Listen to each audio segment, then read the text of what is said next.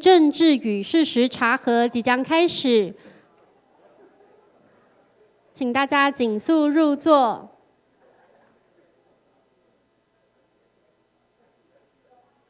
第二个场次开始之前，我们再一次为大家介绍这场论坛非常重要的赞助者，我们的西敏寺民主基金会4位嘉宾在活动的会场右后方，请大家给他们一点掌声，谢谢他们支援我们的活动。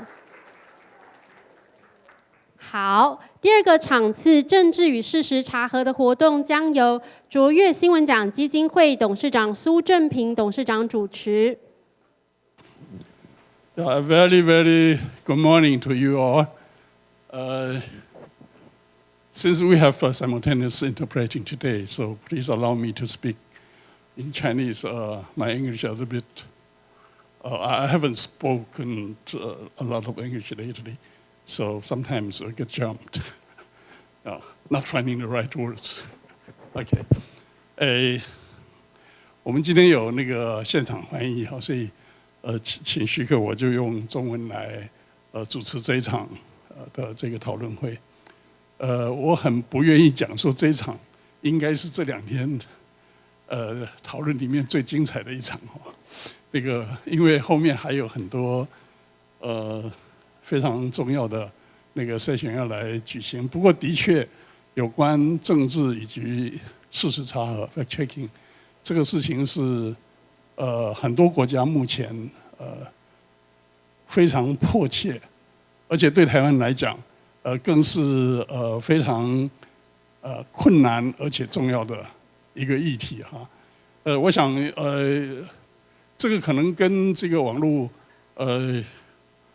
世界开展来之后啊，那个在网络里面的活动同温层的关系，所以政治上的对立越来越严重。那事实上就是对于查核组织是不是真的公正客观，对于查核组织的查核出来的东西是不是相信，还有就是事实查核组织查出来的东西到底有没有效果，这个其实有很多的疑问。大概在1-2个月前，台大新研所发表了一个调查报告，他特别指出就是有关政治议题的事实查核的效果非常不好，因为这个查核结果出来之后，本来相信的还是相信，本来不相信的还是不相信。那我想这个不是说因为这个这么困难，我们就不要对政治议题做政治查核，而是我们必须要想办法去找到更好的方法，那更用力的去建立查核组织的这个可信度啊，让这个很严重、很重要的议题能够经由事实查核得到比较好的一个解决。那我们今天的 session 啊，很高兴可以找到3个在这个议题上可以说是 expert 的这个讲者哈。那个我想在这个手册啊，各位大概也都可以看到他们的介绍。首先是Angie Holan， 那他是非常有经验的这个事实查核者。那他在上个礼拜也刚好当选了国际事实查核组织的这个总监哈。那他在2009年曾经带领这个事实查核团队获得当年的普利兹全国报道奖啊。那刚刚各位也已经见过他。那下一位是Pablo Martin Fernandez， 他是阿根廷事实查核组织的总编辑。事实上他所主持的这个查核组织啊，叫Chequeado， 是成立在2010年，是拉丁美洲以及南半球第一个事实查核组织哈。那那个 Pablo 他自己本身也在大学教书，他创办了很多的重要的社群，同时也是网志的部落客啊。那曾经担任数位杂志的总编辑，同时也是 Podcast 的共同主持人。那个各位看他的简历可以看得到，就他对于资料新闻学以及新闻数位的这个创新，有非常多的研究，可以讲是这一方面的专家。那第3位是来自巴西的Tai Nalon，他是Aos Fatos 的总编辑。那他同时也是创办者，那领导这个查核组织已经有很长的一段时间，带领这个组织得过很多的新闻的奖项。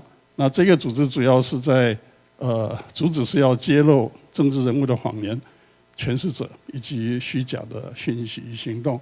各位可以看得出来，就是说这几个组织其实有非常大的重点，是在查核跟政治议题以及政治人物相关的不实讯息啊。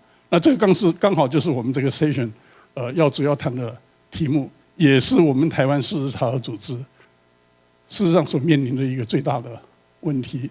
我想台湾 Fact Check Center 总编审在这里。事实上，这个是对这个查核组织来讲是最棘手的一个问题。台湾事实查核组织查核了非常多两岸之间有关的相关议题，可是对于国内政治党派、不同政治人物，他们言行的事实查核，一直是非常小心的。我想这个等一下我们可以有更多的这个讨论。那现在我就把时间交给我们的讲者，每一位讲者的时间是20分钟，在最后5分钟的时候，我们会有 sign 来提醒一下啊。那我们最后会留15分钟，开放给这个我们的 audience 来问问题。那跟上一场一样的，就是也是希望就是透过 Chequeado 来提问。我们在上一场 Chequeado 里面，事实上已经看到很多是有关这一场的问题。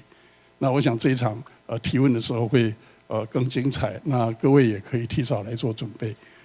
所以我现在就就请那个 Angie 来开始我们第一场的这个 presentation。Yeah. Okay. Hello. I'm going to be talking to you now with the U.S. perspective on fact-checking elections based on my time as PolitiFact editor. Just to explain PolitiFact, it was started as a project at the Tampa Bay Times newspaper. PolitiFact grew in popularity and size, and we moved to become part of the nonprofit Poynter Institute, which is a training school for journalists. And in 2009, we won the Pulitzer Prize for fact-checking the 2008 election. So we've been fact-checking politicians' claims since 2007. That's over 20,000 statements fact-checked about the economy, healthcare, taxes, foreign policy, and pop culture. We were one of the founding members of Facebook's third-party fact-checking program. And in 2020, we began working with TikTok to monitor misinformation. Now, one thing, if you've heard of PolitiFact, you may know that we are known for our truthometer. So when we write a fact check, we specify one specific claim, we present a narrative of the evidence and the facts, and then we assign a truthometer rating, and the ratings are true, mostly true, half true, mostly false, false, and pants on fire. Pants on fire is a schoolyard taunt in English, liar, liar, pants on fire. I'm not sure if it translates, but our readers like it very much. And sometimes people ask me, what is the difference between false and pants on fire? If it's false, the claim is not accurate. If it's pants on fire, the claim is not accurate and makes a ridiculous claim. We have a rather lengthy editorial process for determining ratings. 3 editors read each fact check and then vote on the rating. Just a little bit about me. I was editor-in-chief of PolitiFact. My training is in journalism and library science. I started as a reporter on the project, and I was editor-in-chief from 2013 to 2023. PolitiFact is not the only US fact checker. We have a fact-checking ecosystem in the United States. Some of the biggest organizations are factcheck.org, the Washington Post fact checker, Snopes does a great deal of internet debunking. The Associated Press is one of our largest wire services that does fact checking, and Lead Stories is a new, I shouldn't say new, they're not that new, relatively new organization that does a lot of online misinformation. Some of these fact checkers do more political and elections fact checking than others. Some of them focus on online misinformation, but I would say PolitiFact, factcheck.org, the Washington Post fact checker, I'll do quite a bit of elections fact checking. So PolitiFact has been fact checking every presidential race since 2008. That's Obama versus McCain, Obama versus Romney, Trump versus Clinton, Biden versus Trump, and 2024 to be determined. I've outlined some principles for fact-checking elections that I wanted to share that I thought would be helpful for those of you who are thinking about fact-checking presidential campaigns, and I'll go over those briefly. The first one is to commit to basic coverage and fact-checking of all candidates.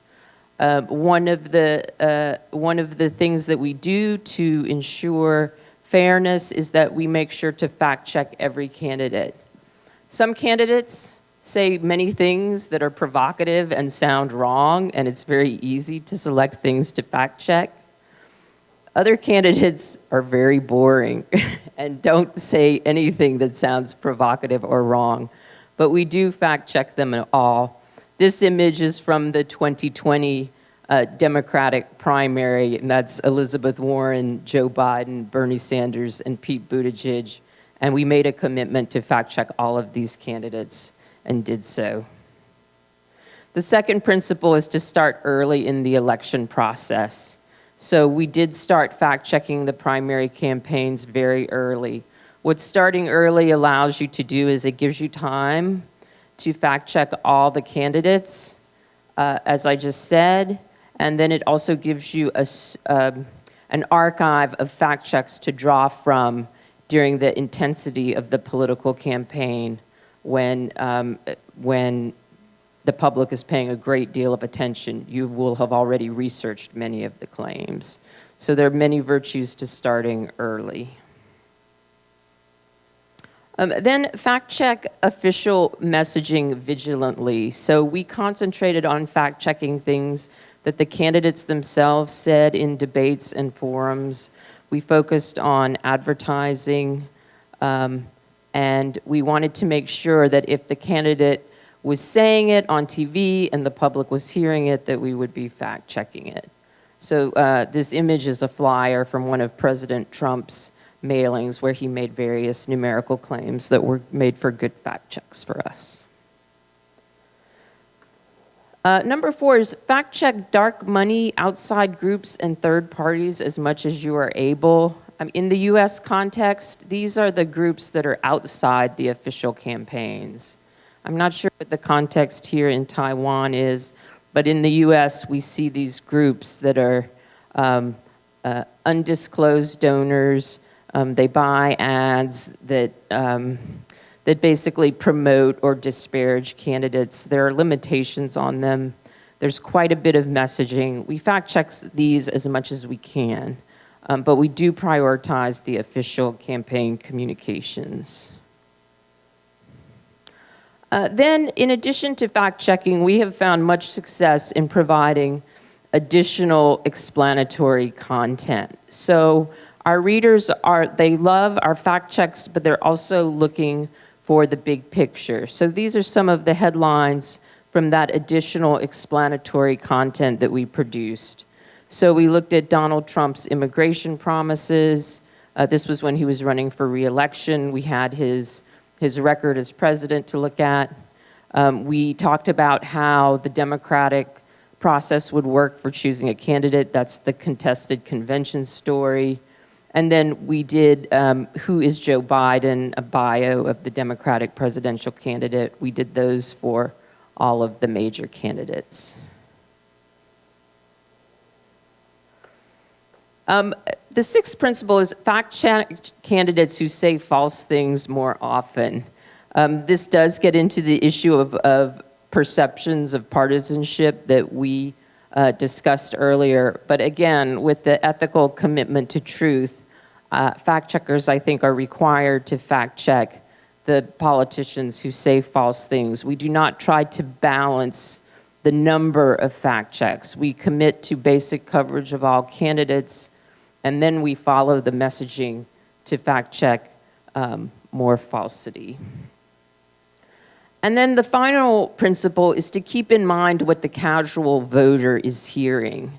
So we fact check things that are in the news, that people are talking about. The closer we get to election day, we do more frequent fact checks, and we fact check things that we fact checked even before. Because some people may not be paying attention. In the US, in the US, the elections are in November. Some people really don't pay attention to the election until October, the month before. So we try to really keep in mind who is paying attention when. With the final 6 weeks of the campaign, we fact check things that we fact checked before. So those are the principles that PolitiFact follows for fact checking the presidential elections. And then just in closing, for training the International Fact-Checking Network, as you heard, their principles of nonpartisanship, transparent sources, transparent funding and organization, a published methodology, and public corrections. Those are all very important for establishing trust with the audience. And then the final point is, I believe fact-checking is very critical to elections. Good journalism helps democracy, and we need that reliable information in order to govern ourselves. So this is the principle that guides our fact-checking efforts. Thank you.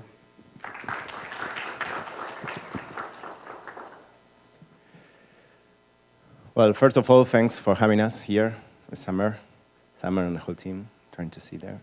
And thanks for introduction. Thanks, Angie. Thanks, Tai. And the idea here is to work with you about how we work political misinformation and political fact checks, actually, in Argentina. And I will also connect with some things that we are doing with our partners in the region. Yes. I'm Pablo Fernandez. I'm the executive director at Chequeado. Chequeado is the first fact checker in the Southern Hemisphere since 2010. Yes, that make us I said the first in the Southern Hemisphere, but we also started working with a lot of initiatives that were started in the region after that moment. I will talk a little about that in a few minutes. I'm also a professor, but that was something that was said. Here is what is interesting, I think, also about what we do. We are a nonprofit, but since the beginning, Chequeado is being led by journalists. I'm a journalist.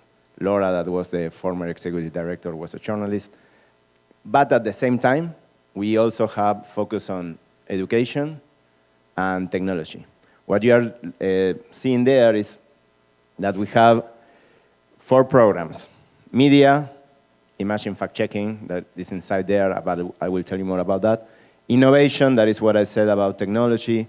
We have in innovation a 10-people team of developers, people working with video, working with new formats. So that is part of also what we do. The innovation program was created in 2015.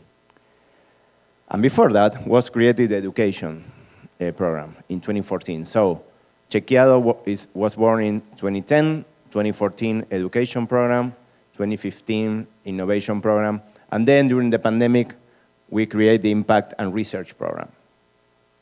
And why? Because we thought in the beginning, and actually not me, not by myself, the founders, thought that it was interesting to have a multi-pronged approach to what now we call misinformation. Imagine that in 2010, there wasn't the fake news term going on.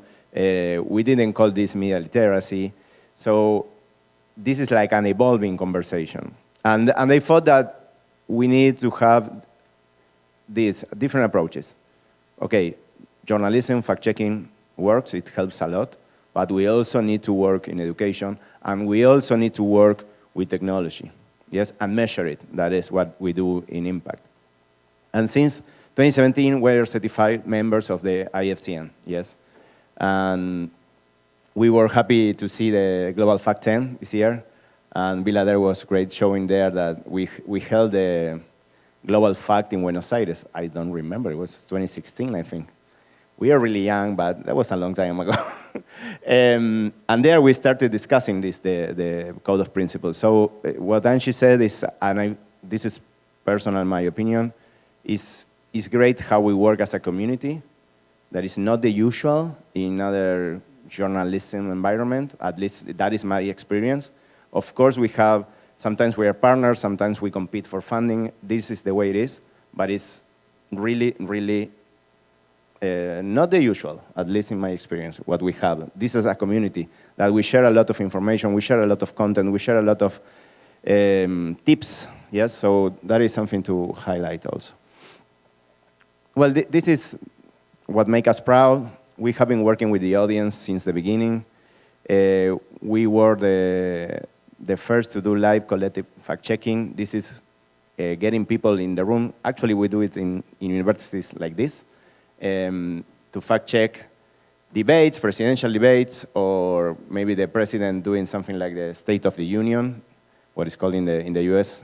Our president goes to the Congress once a year, and we fact-check him. And then we create platforms for collaborative fact-checkings when it was really difficult to create that with technology. Imagine almost 15 years ago. Yes, so it wasn't that easy. Transparency on both method and funding. Our method is public.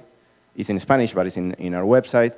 And it's in a way similar to what Angie said. Yes, we thought that was important. And that was the case even before IFCN exists. We were publishing with the pros and cons of that we think that really the pros are more than the cons of showing the method and showing the transparency. When I'm talking about transparency, I'm talking about telling where are you getting the money from? How are you spending the money? Who is in your team? The biography of the people in your team. If you are closing some project, telling that you're closing the project. And that is something that we care about, and that I think that it helps us also to be this strong. And we also, and it's related with the previous panel, we have been working since the beginning on the diversification of funding sources. So what we are discussing here about the dependency in a way of the platforms, we are not, of course, out of that, but we pay a lot of attention to that, and sometimes we try to get funded from other places just to be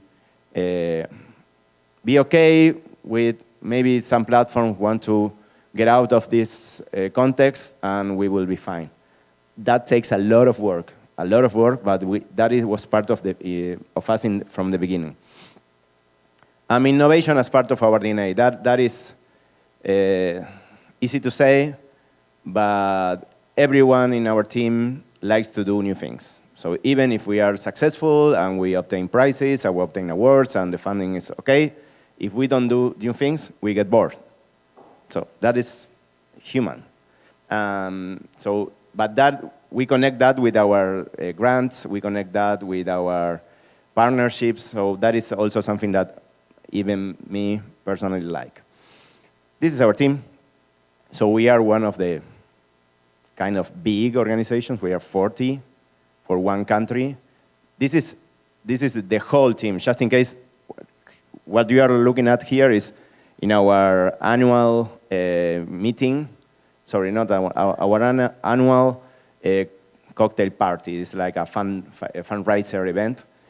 We have there all the 4 programs, plus 2 areas. We have an area of administrative, imagine, and people, like Angie says, writing for grants, and then the communication team. So imagine that fact checkers, you can think about around 10 people, yes, fact checking.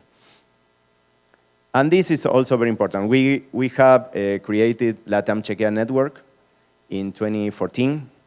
LATAM Chequeado Network is something similar to what you are trying to do here in Asia, and that now, well, of course, Europe can, here Carlos knows a lot about what's happening in Europe, and different, we have a panel in Global Fact 10 about different ways the regional networks are important for our countries.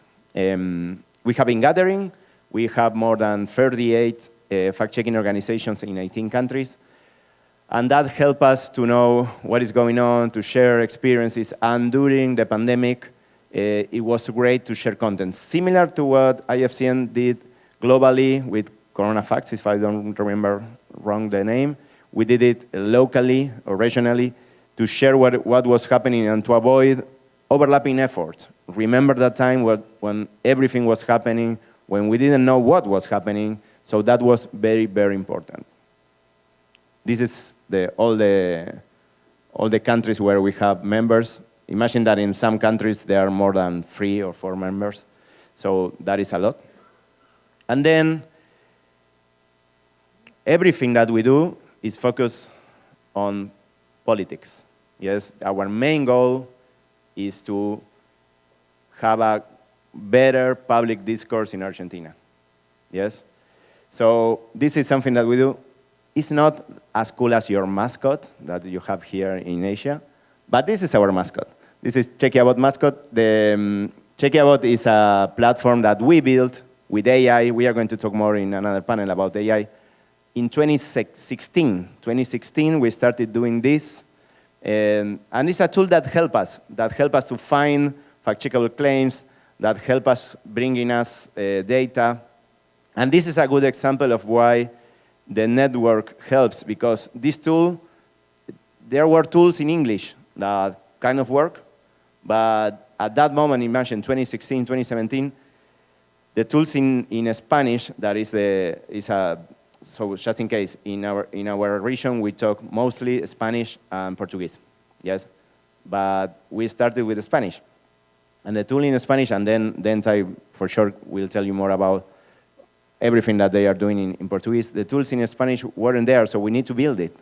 So that was also important for us at that moment. And what are the landscapes and challenges of political fact-checking in Argentina?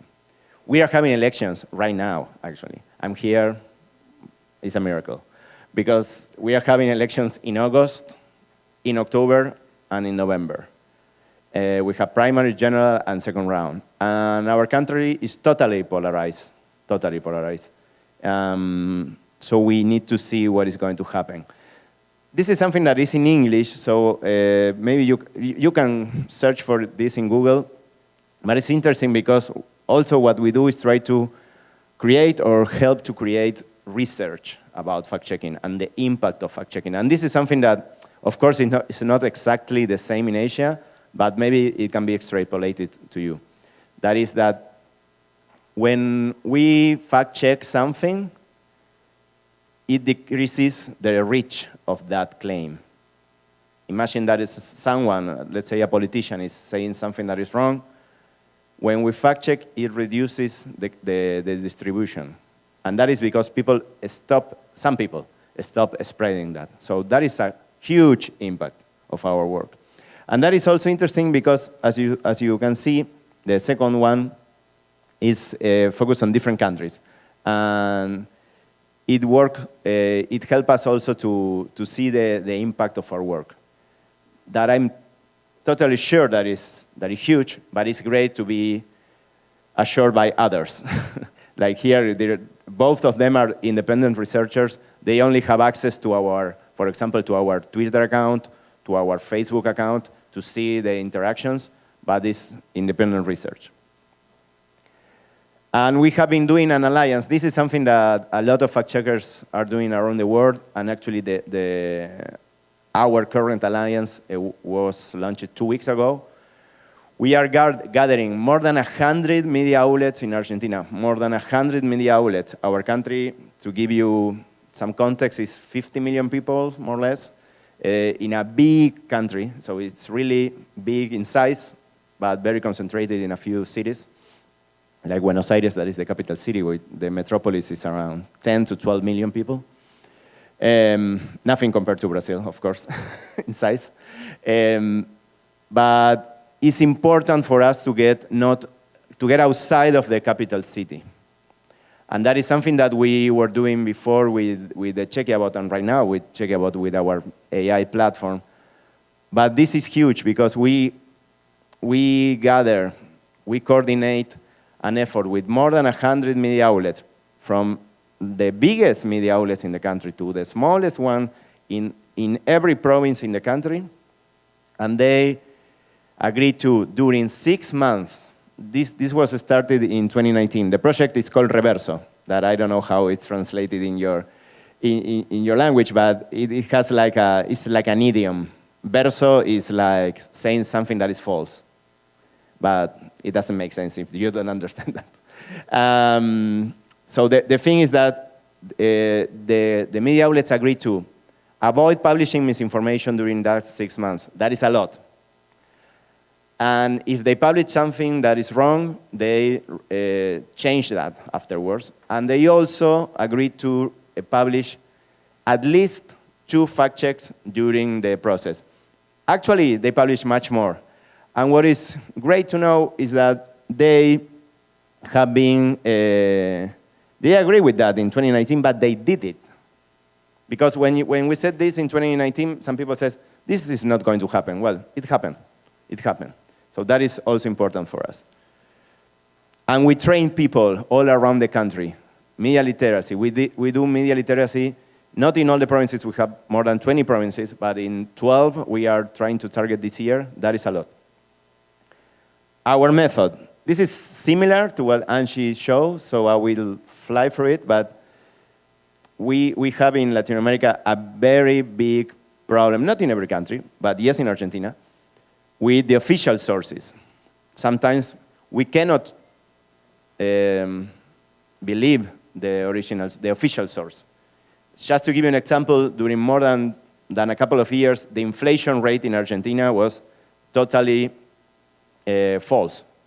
The government was saying that it was 2%, and people were feeling that it was much more than that. So the point number 5, consult alternative sources, for us is really important. So we have the official source and the alternative source. That is part of our focus.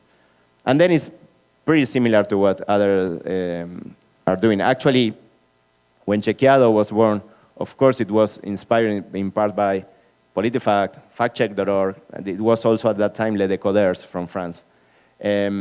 So the method is similar. Well, some methods, and I know that I have a couple of minutes more, so I will show it really fast. It doesn't make sense outside the Spanish, but maybe it helps you to know that these are like, this person is running for president, and that is the actual president. So we did, this is something that we did since 2016, 2017, but that we are still doing. This is a GIF. So it moves and it has like a punchline. I don't know why it's not working, sorry, it's my fault for sure. But the idea is that it's kind of fun, but at the same time it delivers the message that something is false. And here you can see a lot of different formats that we are using. So we have a video of the week that is kind of more difficult to do. This is YouTube long form related with science. There you have a data visualization. There you have institutional content. And of course, today it's very important to have short videos, as in Reels and TikTok and YouTube Shorts. We are trying to understand how that works. But we also have WhatsApp. In Latin America, WhatsApp is huge. In Argentina, you have to be there. So we have to think about what to do. And we created small videos that can travel through WhatsApp. We use audio messages in WhatsApp also. So we have to test everything. And we actually like to test new things, so it makes sense. This is working, great. This is our poverty line. So it's not funny at all. Not funny at all. But it helps to create the idea of which the faces are the presidents at that time. And this is like a roller coaster. I hope it makes sense even without the language. And the other video is someone, is 1 minute of misinformation related with COVID. And that is, the one that is there is Didi, that was our community manager at that moment. And she was acting like she was on TV. Like, it's a kind of something to engage people. This is, we iterate all the time. This is data from a debate. This is how we publish now the political claims. That is a video, actually, if you play that, it's a video that moves, and the candidate is saying the claim that we are fact-checking. That is because we think that it's nice to know that what is he saying, but it's also, it works better in social media, as you know. And the last one, we try to identify trends. We fact-check things in real time, sometimes the same day, sometimes, as you know, it takes more time. But we also like to work with our colleagues in the region and even abroad, how you say it, besides the region, to try to find the patient zero of misinformation. Where and when a misinformation trend was started, a misinformation narrative was started. And we call that the misinformers. And just to give an example, we did that with chlorum dioxide, I think that is something like that in English, that people was suggested to drink during COVID, and of course it's totally false, and we get to the origin of that. So in a nutshell, that is what we do. Thanks.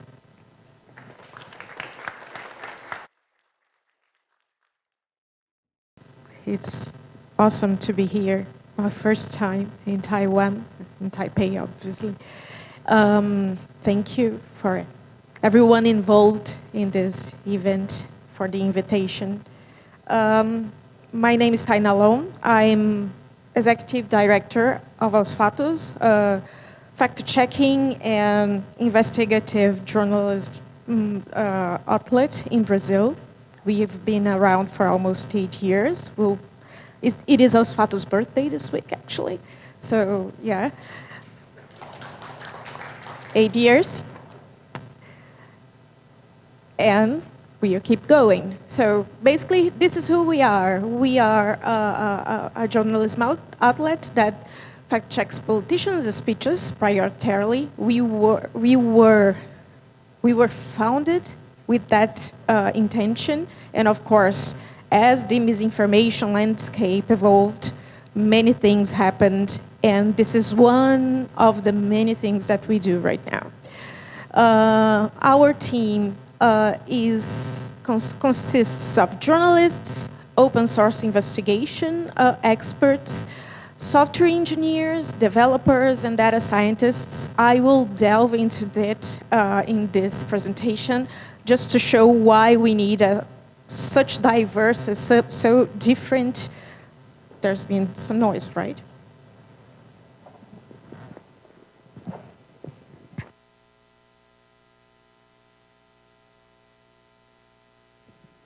Hello, okay. Aos Fatos is an IFCN signatory, one of the first ones, actually one of the first in Brazil, I think. Right there in 2016, when we were in Buenos Aires thinking together about a common ground for fact-checking in the world.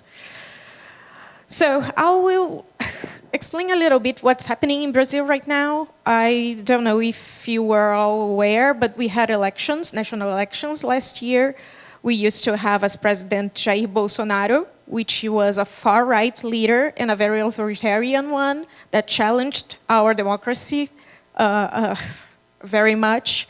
And as a result, fact-checkers and journalists as a whole were targeted with harassment, legal harassment, digital harassment. I mean, all sorts of threats and campaigns to challenge our credibility.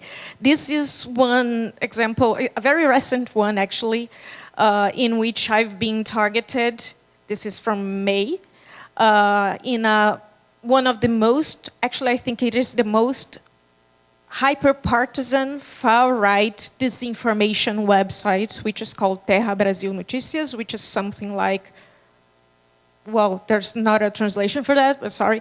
But they are basically saying, this is the journalist, myself, her work is to attack independent news, because they call themselves as independent, with a network of fact-checking, and she helped, myself, in the elaboration of the project that regulates platforms, which they call a project for censorship. So this is just a tip of the iceberg of what's going on there. We have a very fragmented landscape. This is a very recent report from Reuters Institute regarding news consumption in Brazil through social platforms, not only social media, but also conversation bots, conversation apps. Conversation bots is another panel. So messaging apps, WhatsApp, as Pablo was saying, WhatsApp's huge in Latin America. It's basically the way that people all over the country and all over the continent talk to themselves. Brazil has over 210 million inhabitants, so you can figure that 43% use the app to receive, read, have access to news. YouTube is the second one, which is also a very concerning platform regarding disinformation. And Instagram is the third one. As you see, Facebook has lost some steam there. Twitter has never been a very large-scale platform in Brazil, but it's very relevant as all decision makers and public opinion makers are there. And TikTok is growing. It's slow, but it is growing. It's more generational in Brazil still, but it is growing.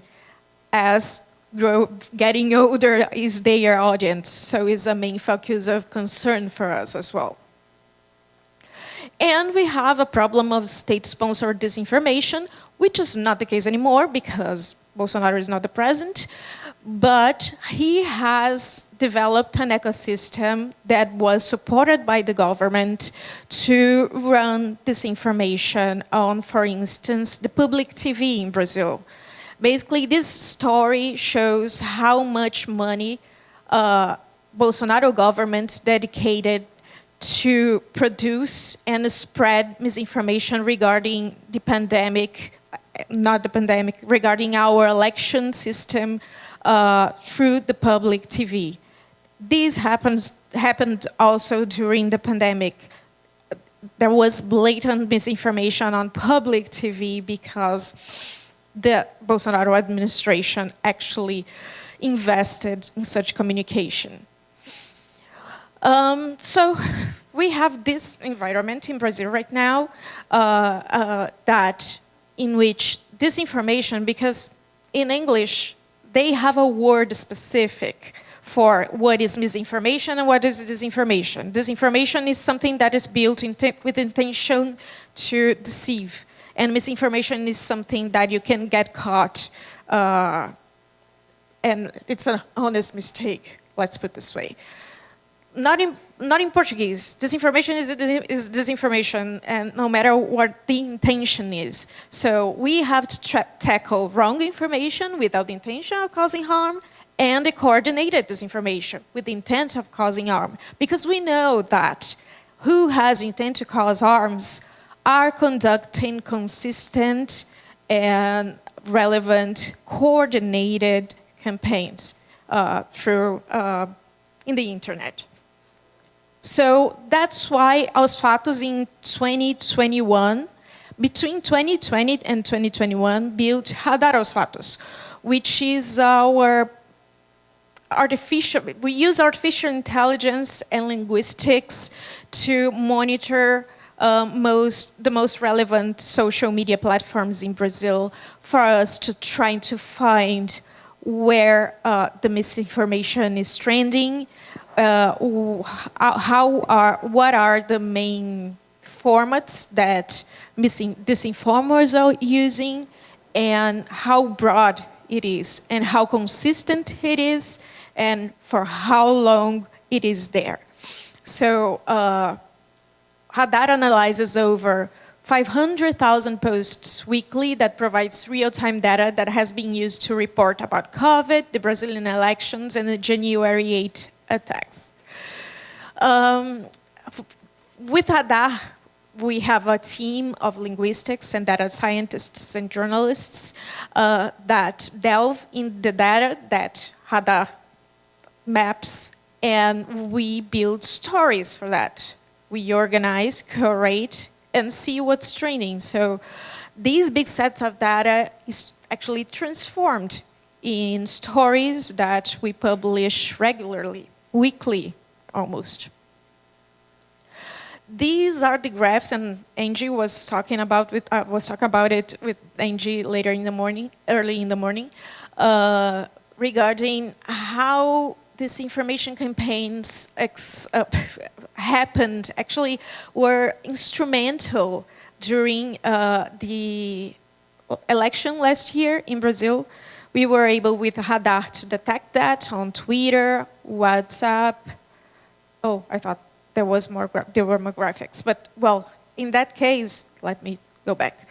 We can see that it peaked during the elections last year. This is basically a graph showing how misinformation peaks during election in Brazil. We had some in the beginning of the graph, in the beginning of the chronology of the graph, which is April 2021, when we are discussing basically vaccines at the time.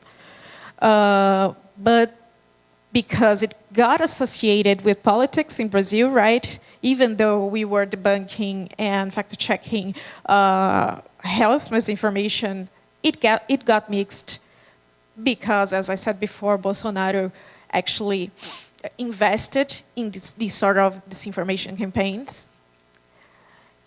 So why do people spread misinformation in Brazil? Money. Always, right? Scammers who create fake links to steal data or money. This is actually pretty common in Brazil, and it is a subject that we cover very frequently. Because even though we talk a lot about political misinformation, there are people that use political misinformation, and they take advantage of our polarized society to get money from, for instance, elderly people that don't have too much of a knowledge of how to deal with social media or other types of technology. Also, there are websites such as that one that was attacking me that are created to make money from advertising by publishing disinformation. Ideology, of course. The use of manipulated or invented content to promote a worldview. This is as old as politics made. And influence, the use of disinformation to create controversies and gain authority, because we know how social media platforms, they attract attention, right? People want to have as much followers as they have, and if you create division, is a very easy way for you to get traction on social media. And this is a formula that we use first for us at Aos Fatos to be recognized. It's kind of an evolution of our method that is quite similar to the PolitiFact one and the Chequeado one, because it was basically inspired on them. So, but what we think about that actually is a consensus among all the activities Aos Fatos conducts. Its main drive is the transparency. So transparency of method, how we fact check, how we investigate. We are always opening our sources, for instance. We are always at the bottom of every fact check that we publish. We list all of the sources that we used and we link to them. We have transparency of funding. In our website, we list all the partnerships that we have and then can be publicized. Some of them can't regarding funding, but we mention every partner that we have there. And a correction policy because, well, sometimes we make mistakes and we have to be honest with them. So Aos Fatos has a very, besides, of course, fact-checking, we like to create innovation. And that is how we try to make a difference in the fact-checking world right now. So this is one of our main projects, Fatima, which is our chatbot. Maldita has also one. It's a very, very nice one. And it kind of runs in a very, how can I say, bumpy way, because we are in the Portuguese-speaking world. And, well, basically, we don't have so much access to libraries and vocabulary systems for us to build chatbots. That's why we are actually building them, because if we wait for people to develop something for us to share to the world all of our work, we would be still waiting. So Fatima is a chatbot for WhatsApp and Telegram that we've created in 2018. Already, and it gives us insight on crowdsourcing this info, trends, and provides Aos Fatos with a tool to distribute content proactively and to highly engaged readers. We have to be on WhatsApp. We have to be on Telegram. We make partnerships. We made partnerships with artists and influencers to produce works of art during the pandemic, and that were inspiring, and then after we auctioned it and donated to organizations that used to work with vulnerable people. We provide valuable resources for our community. We have we work with artificial intelligence by developing Scribble, which is a highly precise automatic transcription tool in Portuguese. Also a tool that if we didn't develop, we would be waiting until today to have, for instance, to facilitate our live coverage of debates, for instance, during the election. With Scribble, we were able to produce a database of speeches of the Brazilian candidates for the elections last year. Everyone could access, and you wouldn't have to, for instance, go to YouTube and listen to an hour speech from one of the candidates. You could find that in this platform that we built and made accessible for most journalists and researchers. And what we try to do, and sometimes we are successful and sometimes we are not, is communicating impact. Because when we run our investigations on disinformation campaigns, most platforms, they pay attention. They say they are paying attention. Sometimes they don't act as rapidly or as in a way that we would like them to prevent large-scale problems such as violence and harm.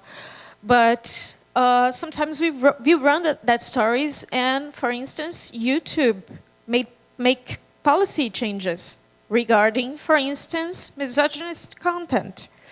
So it's something that is there, and we hope to keep doing and give more traction, because Brazil is a very big country and we are a very little organization with very little funding, but we are here. That's it. Thank you. 谢谢Tai的 introduction。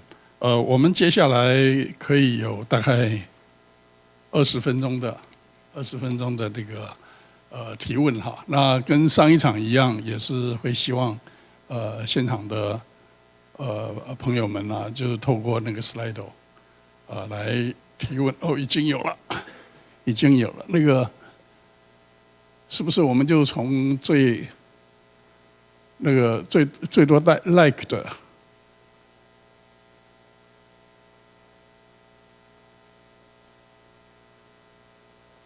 哪一个是最多啊？最像啊？从最新最新的是上面那个facts have been it's been politicized everywhere in the world. How can we get our messages across? Breaking through the echo chamber. Yeah. Which one of you want to answer this question?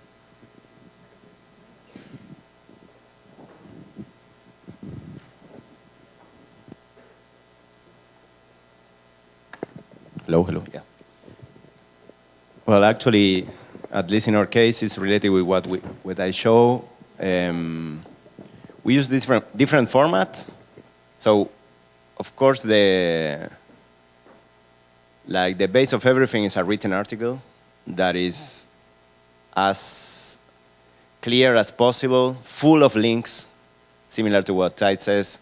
Everything that we said that has a fact is linked to the source. If the source was closed before, we open it and when we publish. So that is, for us, it's very, very, very important. But at the same time, we know that that doesn't get to everyone. So we have a lot of different things that I think that we need to do at the same time. There is no silver bullet for this. It's not that we are going to find here one tip and you are going to apply and you are going to get to millions. That is not how it works. Maybe TV, but what we do is create new formats that you saw in the presentation, and at the same time have really innovative. What we try to do is something innovative, like, I don't know, in new platforms, but at the same time, and this is also important, being in the old media. So we have partnerships with TV, we have partnerships with radio, and I want to do much more of that. At the same time, you can be testing new things in Reels, TikTok, etc., creating chatbots, AI. But never forget that there are a lot of people that still get informed by TV and radio.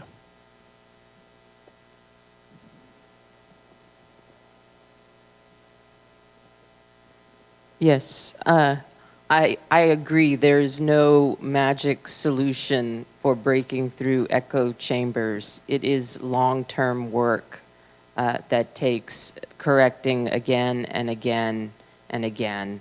I do want to echo what Pablo said.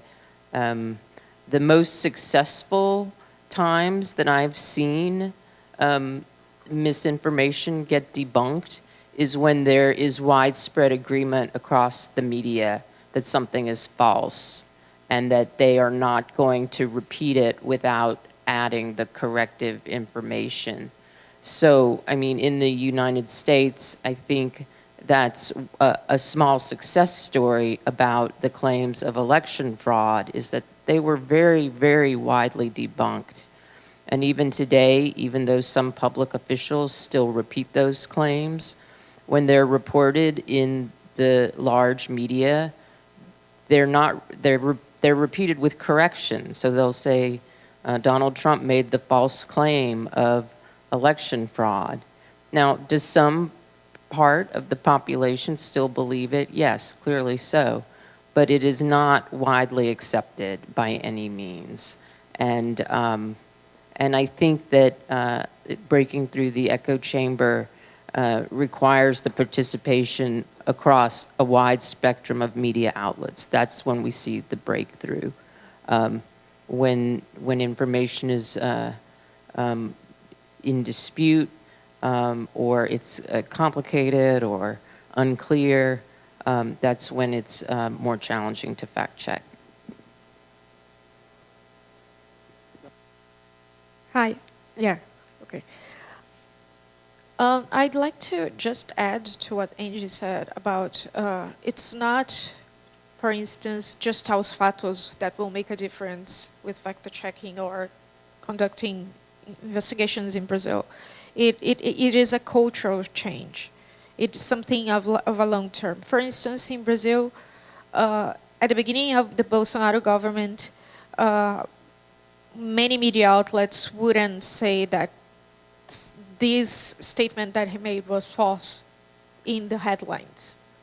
And the years have passed, and many outlets started saying Bolsonaro or his allies or whatever, whoever is actually lying. But because he repeated that, I don't know, 100 times, and Aos Fatos fact-checked it 100 times. Actually, we made a counter of statements, misleading and false statements from Bolsonaro. So it's something of, it's a long-term job. And we have to keep fact-checking, of course, for us to understand when something is missing and how can we build a better industry and tackle more efficiently disinformation. And regarding echo chambers, I myself think, and it's something that we've proven kind of true, that fact-checkers will talk with a very specific audience. We won't talk up to 100% of our society, because the ones that have been already radicalized, it's not of course they need help and they need good information, but sometimes it makes more sense for us to talk to community leaders or other policy changers or other opinion makers, influencers on social media, because they have a different audience and they can reach people that us, with our sometimes boring content, won't reach to. So I think that this is one way to work also. 我刚刚看到那个题目里面哈，有一些是有关这个总统大选的哈，因为美国、阿根廷、台湾明年都有总统大选。那个巴西好像是去年刚结束完这个总统大选，是不是可以请3位，就是我综合一下刚刚的一些问题啊，就是。针对巴西针对去年的总统大选，还有美国跟阿根廷针对明年的这个总统大选，有没有特别什么要做的？从过去所学到的经验里面，觉得有什么东西可以改变的，可以增加这个事实查核的可信度，还有增加这个事实查核结果的有效度。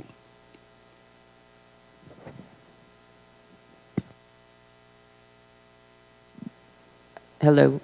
Thanks. I think that we need to double down on some of the standards we've already established and remind people of how we're fact-checking with transparency and thoroughness and the sources.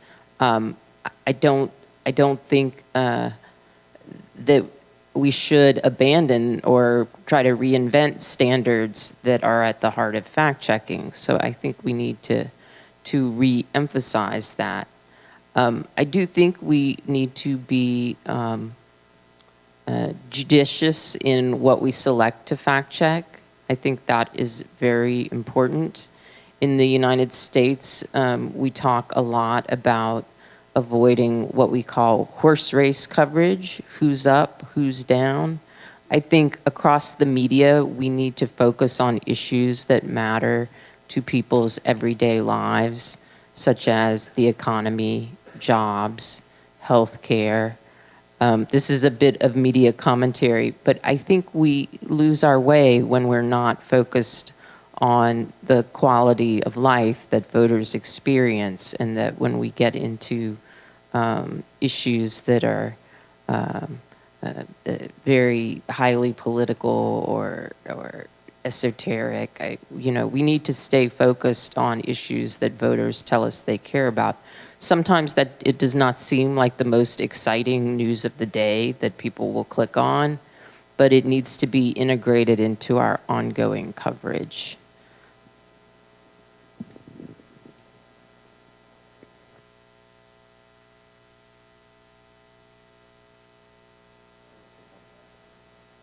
Yeah, okay. Echoing what Angie said, but looking and getting more into it actually, is that fact checkers have, and sometimes we as journalists have a hard time developing such strategies, because we were taught that we should investigate and write down and publish our stories, and then the magic is made by someone else. And we have to invest in audience and distribution. It's something that we are very reliant on social media platforms, and now we are discussing exactly these overdependence on distribution from them, because basically platforms are stopping to distribute news in a very consistent way. Our audience is dropping the participation of social media. And we have to find out ways to reach to those audiences, either by developing innovative formats such as Chequeados, and Aos Fatos does that also, but also developing tools.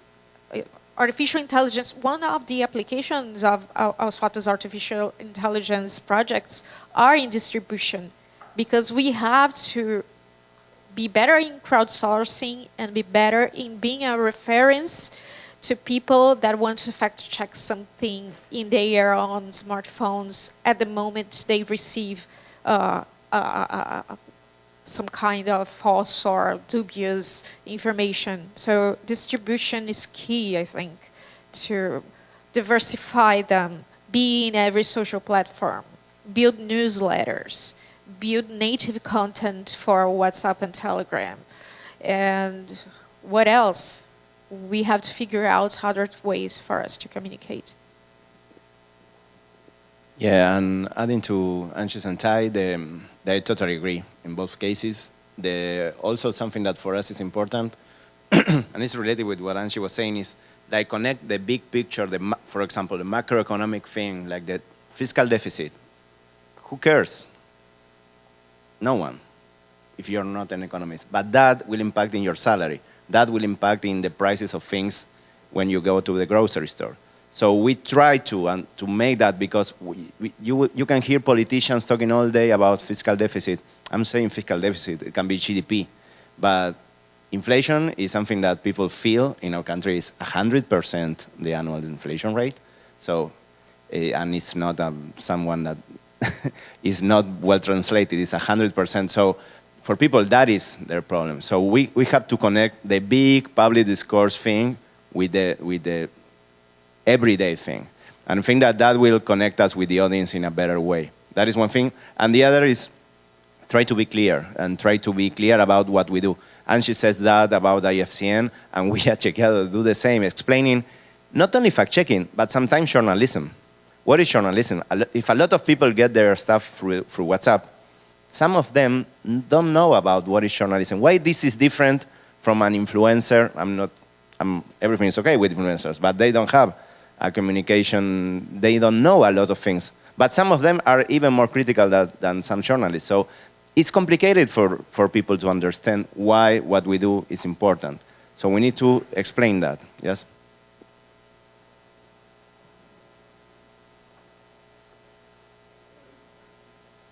Hello. Here's one question, especially for Pablo. How do you work with audience in fact-checking? Yeah, thanks for the question. I will be brief because we don't have time. But we can talk more. I don't know who wrote that, but then you can find me and I will explain it longer. But in a nutshell, it's similar to what Tai says. We try to see what is happening in every platform. We work, I guess, that in more than 10, yes, for sure, more than 10 platforms, more than 10 focus at the same time to how to distribute our content. Let's say focusing on SEO, that is a concept that has more than 10 years, but at the same time seeing, for example, if TikTok was getting traction in 2019, that in Argentina we created the account before my nephew has it. And it was just to see how this was working. Okay, I'm talking with Meta. Okay, you are trying a new stuff in WhatsApp. Contact me when that is working, because I want one of the first, so that you are there before the bad actors appears there. So at least you have a little advantage. Yes?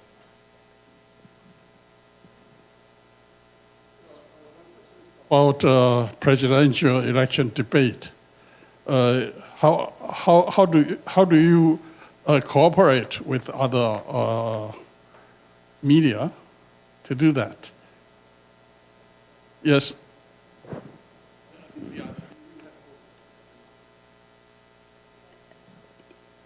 In the United States, I have to say the American fact checkers are not as good at collaborating as some of the fact checkers in other regions. We're kind of notorious for each fact-checking organization wanting, we compete. We see each other more as competitors than collaborators, which is, maybe unfortunate. We will see if that changes as time goes by.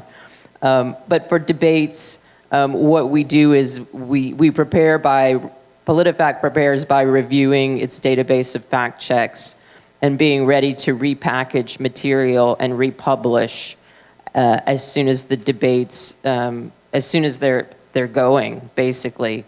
Because what we find is the audience is watching the debates really with either a second screen experience, where they want to see the fact checks published in real time, or some people just want to come on the next morning and see what the fact checks are. And I think in the US on debate nights, you'll see PolitiFact put out a great deal of content, factcheck.org, the Associated Press, and then even outlets like the New York Times, which they'll do fact checking for the debates. And then the content is shared around the internet, but it's not any sort of formal collaboration. Sorry about that. Really, really fast, because I think we don't have time anymore. Yeah.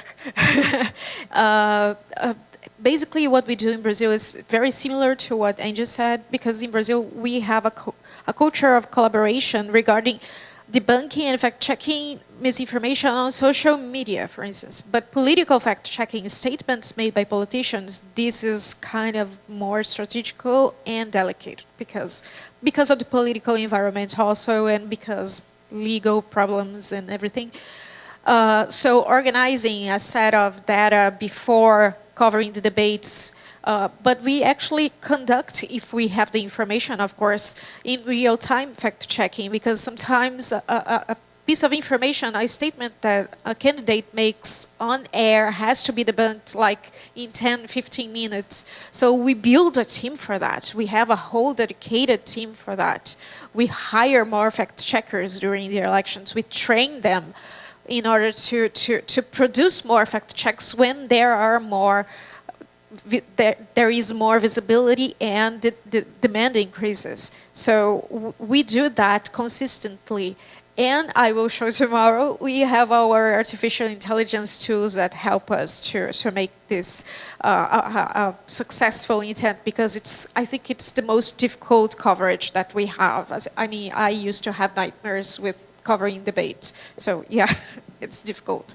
But I think it's the most important piece of story that a fact-checking organization can put in the air during the election time. No, briefly, just that we have been working, covering debates for years. And this year we have debates, I think, that in October, and we are working on that since 2 months ago. So 6 months of preparation for 2 hours. That explains all the work that you have to do before to be aware when something is wrong and debunk it really, really fast. Some other claims maybe can wait, but you have to choose wisely. Sometimes you do, sometimes you don't. But it takes a lot of work to be that day. to ask the last question. How transparent is your selection of issues you make your fact check? The selection process, it's in our method, our public method. We show people how we select. It's by relevance, right? And sometimes relevance has to do with how much power a politician has to spread its statement. For instance, of course, a president is much more important than a state governor. But sometimes a state governor makes such a noisy statement that we have to fact check. Also, I think that repetition is something that we have to keep there, fact checking. I mean, if politics has its platform on a blatant lie, we have to consistently fact check them until, I don't know, he correct himself, or, I mean, people get to know that he's lying. So it's not a mathematics, like it's not exact science, but it has subjectivity. And when we are talking about chronic liars, it gets a bit complicated because there are sides of the political spectrum that is prone to use more lies than others, and it puts us in a very difficult position in which what to prioritize. But I feel that if our mission is to combat disinformation, of course we will fact check who is lying more frequently and with more intensity, let's put it this way. Follow up? Yeah. So what we do is similar. Our method is open, but what we try to do is mix two things. One is more editorial decision that is related with what she says. It's not the same the president saying something that a minister saying something. Maybe, but if the claim is totally counterintuitive or it's really important, of course that for us is important. At the same time, we also measure two things. One is that we don't have, this is important, a radicalized leader in our country. We have right, center, and left. So in that, at least right now, exactly right now, it can change in 4 months. We have like a polarized but not radicalized context. And that is important. So why I'm telling you this? Because we try to fact check both sides kind of equally, like in amount of claims, that we fact check. And the next thing is that what we also do, talking about debunking misinformation in social networks, there we use like a threshold is the word, where people can see that if it's, I don't know, let's say over 1,000 retweets is more important than it's over 100 retweets, because we need to explain to people why we are fact-checking something, because sometimes they don't see it in their bubble and they think that we make this up, and that is not the case. So we don't only explain, but we show screenshots of tools as CrowdAngle, Basumo, to tell, hey, this has been shared more than 10,000 times. So that is the mixture. So it's a part of decision. This topic is important, and at the same time try to explain it better. It's very important to choose what we fact check wisely. And we do have criteria on our website that we use. The first criteria being, is it something that the average person would say, I wonder if that's true. But it is a matter of news judgment about what we choose to fact check. In every story, we try to include a very specific description of why we chose to fact check it. And we take, PolitiFact takes a number of reader suggestions, so about 1/3 of the fact checks are suggested by readers. But it is very critical to choose well what you're going to fact check.